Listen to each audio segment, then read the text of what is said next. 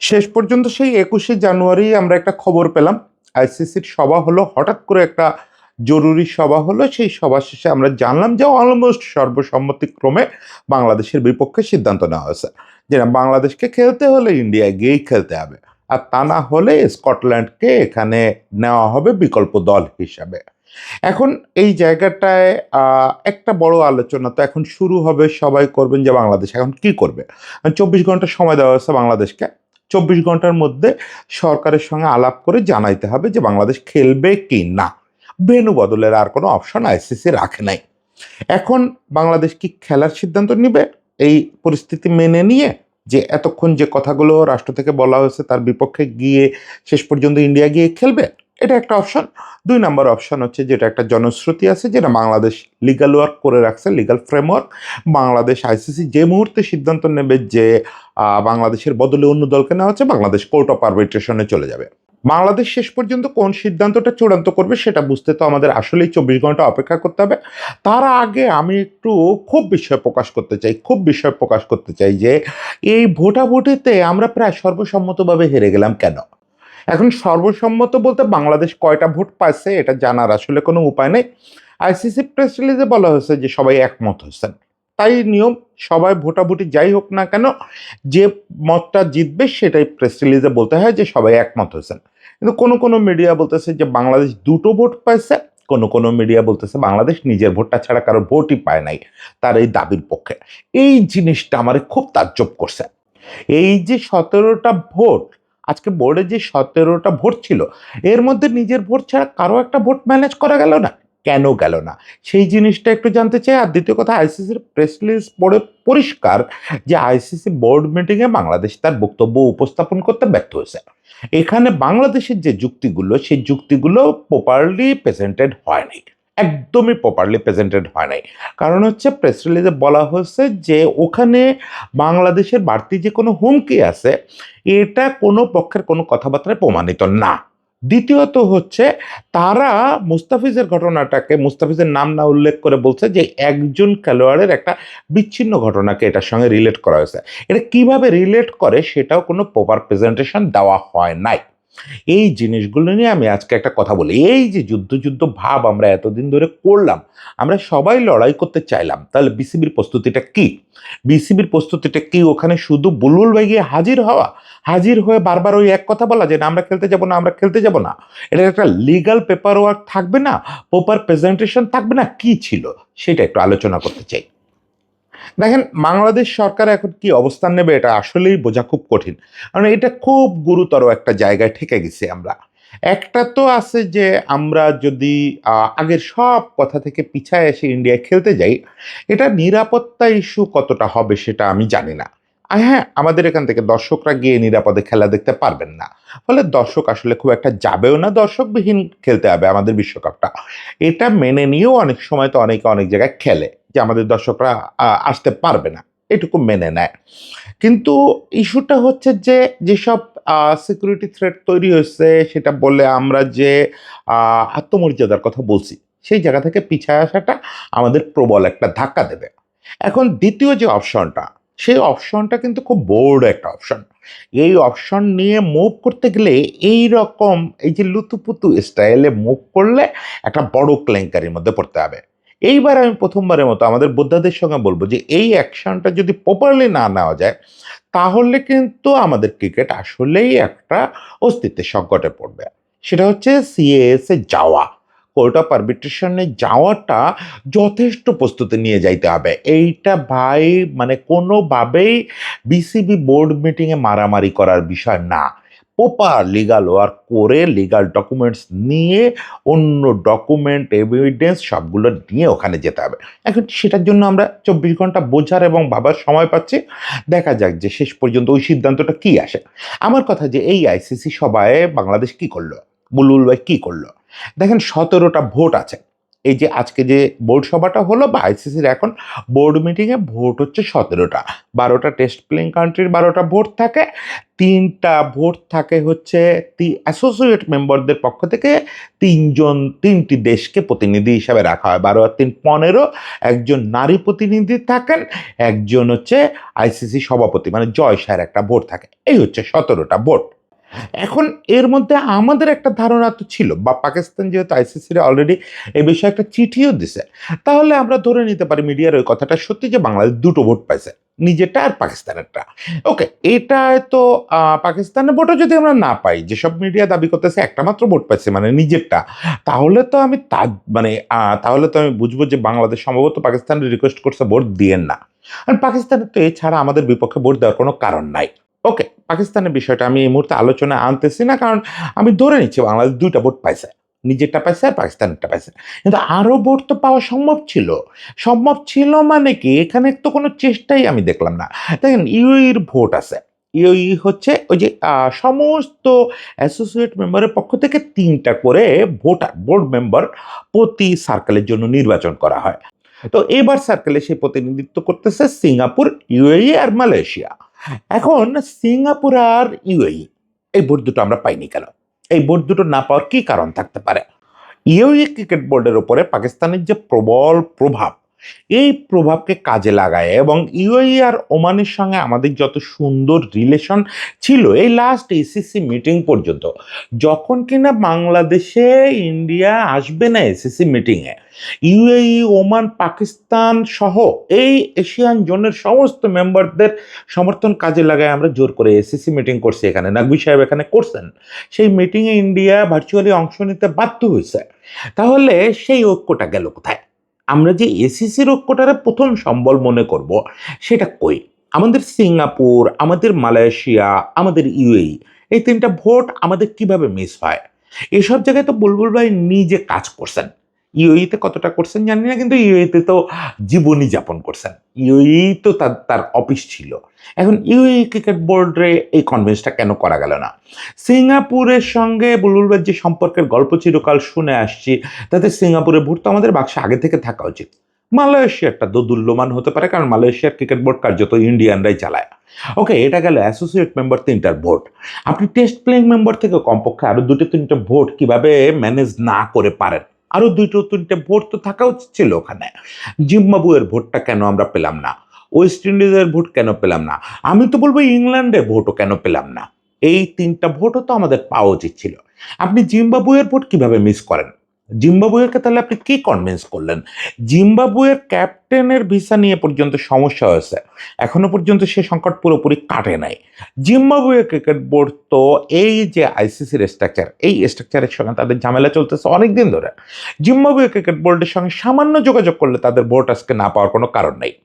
West Indies cricket board তাদের রাজস্ব নিয়ে প্রচন্ড ক্ষুব্ধ, ওয়েস্ট ইন্ডিজ ক্রিকেট বোর্ডে তোলপাড় চলতেছে এগুলা নিয়ে। ওয়েস্ট ইন্ডিজ ক্রিকেট বোর্ডের সঙ্গে কেন প্রপারলি কি যোগাযোগ করা হয়েছে? যোগাযোগ করা হলে তাদের ভোটও তো মিস হইতে পারে না। ইংল্যান্ডকে যদি আপনি ঠিকমতো কনভিন্স করতে পারতেন, প্রয়োজনে আপনার পররাষ্ট্র বিভাগের সাহায্য নিতেন, কূটনৈতিক চ্যানেলে হইলেও ইংল্যান্ডের সঙ্গে যোগাযোগ করা উচিত ছিল। ইংল্যান্ডের ভোট আমাদের পাওয়া সম্ভব। তারা একটা ধাক্কা খাইছে, তাদের বড় 2জন ক্রিকেটারকে প্রথম দফায় ভিসা দেয় নেই ইন্ডিয়া। এই জিনিসটা ইউরোপ, ইউ, ইউএসএ এই অংশটায় তো একটা ক্ষোভ তৈরি করছে। এই ক্ষোভটাকে কাজে লাগায় আমরা কেন ইংল্যান্ডের ভোটটার জন্য ডাইভ দিলাম না? আমরা কি ভোটের জন্য ডাইভ দিছি? আমরা কি শুধু নিজেরা চাপাবাজি করলাম তাহলে এতদিন? এই যে এত কথা বললাম, এত কিছু করলাম, আমাদের কূটনৈতিক ইয়েটা কই, অ্যাক্টিভিটিসটা কই? আমরা তো ধরে নিয়েছিলাম, দেখেন বুলবুল ভাই যখন প্রেসিডেন্ট হয়, তখন আমার 2টা জায়গায় বুলবুল ভাইরে নিয়ে আশাবাদ ছিল। এক হচ্ছে এই লোকটা ক্রিকেট ডেভেলপমেন্ট বোঝে, আর 2 হচ্ছে ক্রিকেট কূটনীতিটা বুঝলে বুঝতে পারে, যেহেতু দীর্ঘকাল আইসিসিতে চাকরি করছে, অস্ট্রেলিয়ায় থাকছে, অস্ট্রেলিয়ান ক্রিকেট বোর্ডের অফিসে সে অফিস করছে সারা জীবন। আজকে অস্ট্রেলিয়ান ক্রিকেট বোর্ডের অবস্থান কি? অস্ট্রেলিয়া তো আমি আশা করছিলাম অ্যাটলিস্ট ভোটদানে বিরত থাকবে। ইন্ডিয়ার সঙ্গে তাদের দারুণ সম্পর্ক, সেই হিসাবে হয়তো তারা ভোটদানে বিরত থাকবে। বাংলাদেশের যেহেতু তাদের বুলবুল, তাদের আমিনুল এই বোর্ডের প্রেসিডেন্ট, ব্যক্তিগত ইমেজও তো কাজে লাগানো হলো না। আমরা দেখছি না আমাদের বিভিন্ন সময় প্রেসিডেন্টরা, লবি সাহেব, সাবের ভাই, এরা ব্যক্তিগত ইমেজ দিয়ে পর্যন্ত ভোট ম্যানেজ করে ফেলছেন, কামাল ভাই পর্যন্ত পারছেন। আজকে তাহলে কি হলো? কি লাভটা হলো? ওই যে কতগুলো এইচপি বানানো, ইনফ্রাস্ট্রাকচার করা, এটার জন্য আমরা ভোট প্রেসিডেন্ট রাখবো? আমি তো বারবারই বলি যে এই পদটা কূটনৈতিক পদ, এই পদটা রাজনৈতিক পদ। এই পদে তাহলে বুলবুল ভাইয়ের বসে লাভটা কি হলো? পার্সোনাল কোনো যোগাযোগ যদি কোনো কাজে না লাগে, একটা সিঙ্গেল ভোট যদি ম্যানেজ না হয়, তাহলে কিভাবে হবে? আমি এই বোর্ড মিটিংয়ে বাংলাদেশ জিতবে এইরকম আশা কোনোভাবেই করি নাই। কারণ এখানে আমি জানি না এখানে কি 2/3 ভোটের দরকার ছিল? এটা তো সংবিধান সংশোধন না। ফলে 2/3 ভোট আমাদের দরকার ছিল না। আমরা 50+ ভোট পেলেই, মানে 17-র মধ্যে আমাদের দরকার ছিল ৮ দুগুণে ১৬, ৯টা ভোট হলে আমরা পাশ করে যেতাম। মানে আমাদের কথাটাই পাশ হয়ে যেত। ৯টা ভোট আমরা ম্যানেজ করতে পারতাম না। এটা খুব সত্যি কথা। 9টা ভোট আমাদের, কারণ আফগানিস্তান, আয়ারল্যান্ড, অস্ট্রেলিয়া এরা আমাদের ভোট দিবে না। সাউথ আফ্রিকা, নিউজিল্যান্ড, শ্রীলঙ্কা এরা কেউ আমাদের ভোট দিবে না। ফলে ৯ ভোট আমরা ম্যানেজ করতে পারতাম না। হেরে যাওয়া নিয়ে আমি কথা বলতেছি না। ভোটাভুটিতে আমরা হেরে যাবই। আমরা সর্বোচ্চ গোটা ৪-৫ ভোট ম্যানেজ করতে পারতাম। সেইটা কই? সেটা না থাকায় যেটা সমস্যা হয়েছে, একটা তো কূটনৈতিকভাবে বিসিবি টোটালি ব্যর্থ হয়েছে। দ্বিতীয় কথা হচ্ছে যে এই ব্যাপারটা নিয়ে যে আপনি সিএসএ যাবেন, তখন তো কোর্ট অফ আরবিট্রেশনে শুনতে চাইবে যে ওই বোর্ডের বাকি মেম্বারদের মানসিকতা কি? তখন তো ওখানে সাক্ষী হিসাবে আপনার ২-১ জনকে ডাকতে পারলে মামলাটা দাঁড়ায়, তাই না? আপনি তো কাউরেই ডাকতে পারবেন বলে মনে হচ্ছে না। পিসিবি যদি ভোট না দেয় তাহলে ওখানে আপনার হয়ে কথা বলবে কে? কে গিয়ে বলবে যে আসলেই ইন্ডিয়ার নিরাপত্তা পরিস্থিতি খারাপ? একা, একা বললে এটা হবে? এখন কথা হচ্ছে যে দ্বিতীয় কথা ডকুমেন্টেশন। আইসিসির যে প্রেস রিলিজ, সেখানে বলা হচ্ছে যে বাংলাদেশ এটা প্রমাণ করতে পারে নাই যে ইন্ডিয়াতে তাদের কোনো সিকিউরিটি থ্রেট আছে। প্রথম কথা, তার মানে যে প্রি অ্যাসেসমেন্ট রিপোর্ট আমরা আইসিসির গত ডিসেম্বরে যে রিপোর্টটা সম্প্রতি ফাঁস হইতে দেখছি, সেই রিপোর্টটাকে properly Bangladesh cricket board use করতে পারে নাই। ওই রিপোর্টেই এই ইঙ্গিতগুলো পরিষ্কার ছিল যে বাংলাদেশের একটা সিকিউরিটি থ্রেট ওখানে আছে। কি, কি হলে সিকিউরিটি থ্রেট থাকতে পারে সেগুলো ওখানে বলা হয়েছিল। এই জিনিসটাকে প্রপারলি প্রেজেন্টেড করা, আইনের ভাষায় বলা, সিকিউরিটির ভাষায় বলা, এটা তো দেবব্রতরে দিয়ে হবে না, বুলবুল ভাইরে দিয়েও হবে না। এই জন্য বিশেষজ্ঞদের কাজে লাগাইতে হবে। আপনি কি আসলেই কোনো বিশেষজ্ঞের সঙ্গে কনসাল্ট করছেন? বাংলাদেশে অনেক বড় বড় নিরাপত্তা বিশ্লেষক আছেন, অনেক বড় বড় নিরাপত্তা বিশ্লেষক আছেন, যারা জাতিসংঘের নিরাপত্তা বিশ্লেষক হিসেবে কাজ করছেন, বিভিন্ন সময় বড় বড় জায়গায় কাজ করছেন। তাদের কাউকে কি ডাকা হয়েছে বিসিবিতে যে স্যার আপনারা একটু আসেন, আমাদের সেনাবাহিনীর যে অবসরপ্রাপ্ত নিরাপত্তা বিশ্লেষকরা আছেন তারা গিয়ে একটু যদি দেখে দিতেন, তাদের যদি একটু মতামত নেওয়া হতো, তাহলে এরকম ব্লান্ডার হতো বলে আমার মনে হয় না। ওনারা বলতে পারতেন যে তোমরা যে প্রি অ্যাসেসমেন্ট রিপোর্টটা পাইছো, এটার এই শব্দটারে তোমরা এইভাবে প্রেজেন্ট করো, এইভাবে দেখাও, এই বলো, তাহলে এটা নিরাপত্তা থ্রেট হিসাবে প্রুভ করা যায়। আন্তর্জাতিক আইন তো ওনারা জানেন, আন্তর্জাতিক নিরাপত্তা আইন কোনটারে থ্রেট হিসাবে দেখা হয়, কোনটারে দেখা হয় না।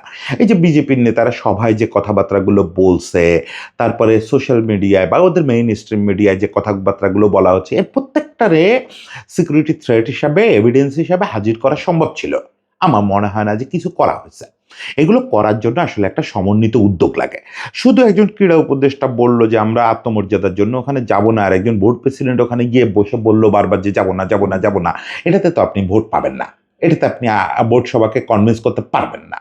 আপনার প্রপারলি ওখানে একটা নিরাপত্তা বিশ্লেষকের একটা মতামত সহ, মানে তার গাইডলাইন অনুযায়ী একটা প্রেজেন্টেশন দেওয়া দরকার ছিল।